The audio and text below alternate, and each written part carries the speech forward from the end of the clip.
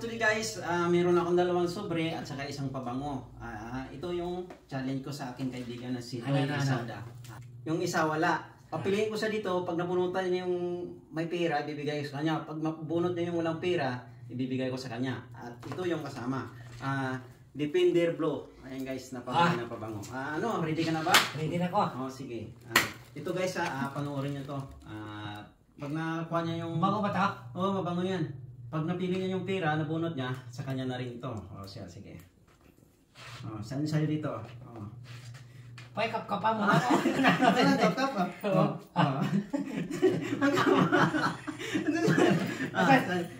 Ito yung pera. Pili ka na. Saan yung pili mo? Dito guys, pabunutin ko lang siya. Pili ka. Bunutin. Ayan. Buksan mo. Dito lapit mo. Pag walang pira.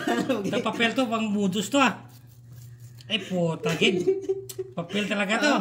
Pakita mo yung naman. Tissue. Puting ina ni. Binudol mo ko Wala. So yun guys.